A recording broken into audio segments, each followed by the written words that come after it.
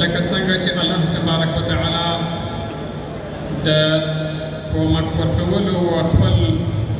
وړونو ته په هره برخه کې په هر ځای کې په هر رقم باندې چې وي هر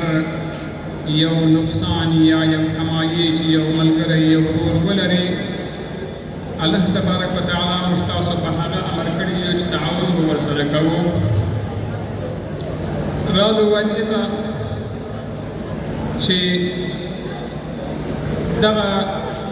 شریفي صاحب چې الله تبارک وتعالی توفیق د نورو کومکونو هم وکړي چې دغسې د ځوانانو سره د ځوانانو د خدمت لپاره د ځوانانو د کور جوړونې لپاره د دغه ملګرتیا او دغه خپل توان او د خپل وس یې چلولی دی. دا یو ډېر غټ یو ډېر نیک ګام دی چې د ځوانانو سره ده کړې ده په دې وجه چې د کور جوړونه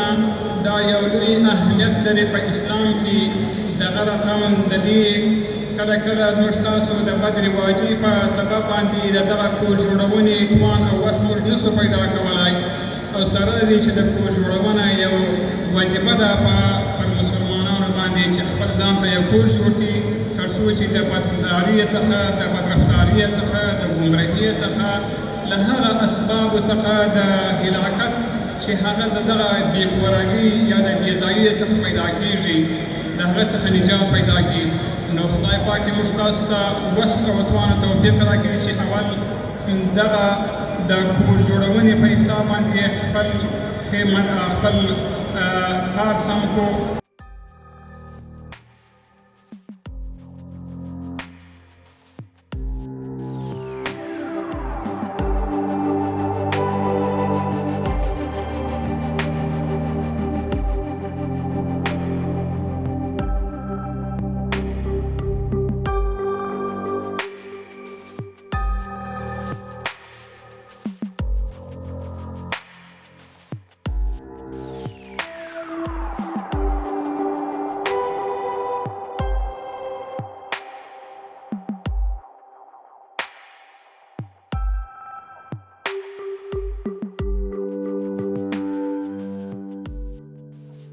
دا واده مراسمې دي هغوی او د دې ټولو فامیلانو اقرباو ته مبارکي وایم. الخصوص بیا ډېر تشکر کوو د جناب حاجي صاحب عبدالحمید شریفي څخه چې نن زموږ د ولایت یو ځلانده ستوری دی نن بلکې زموږ د ملک په سطح ځلانده ستوری دی او ډېر تشکر ځینې کوو چې داسې یو ښکلا محفل جوړوي چې د ملک په سطح باندې د شکرګزاري او د تشکر ځای دی. د دې په ضمن کې به دا ووایم چې دا هغه شی نه دی چې خدای نخواسته یو اضافه شی بلکې هغه شیان درته وایم چې هغه یو واقعیت شی دی. په هر بخش کې په دیني مدارسو کې په عصري مکاتبو کې د ځوانانو د ورزشکارۍ په لحاظ په نور فرهنګي چارو کې الحمدلله نن په سطح د ملک په سطح د ولایت یو ډېر ښکلی ګام یې اخیستی دی. نو د دې څخه مې دا تقاضا ده چې الله جل جلاله دې وکړي چې زموږ په ملک کې نور هم دغسې د قربانۍ ځوانان پیدا سي دغسې د غیرت ځوانان پیدا سي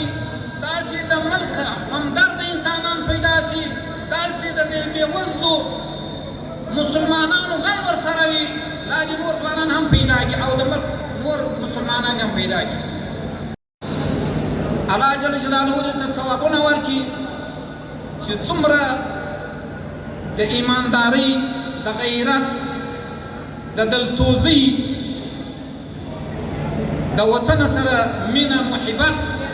د خپل ملک سره، د خپل د ملک د خلکو سره څومره مینې محبت لري. الله دې ورته زیات کړي. الله دې د دا قربانۍ ټولې قبولې کړي. الله جل جلاله دې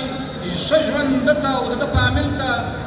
په ټول کې د خیر و برکت ور واچوي. الله دې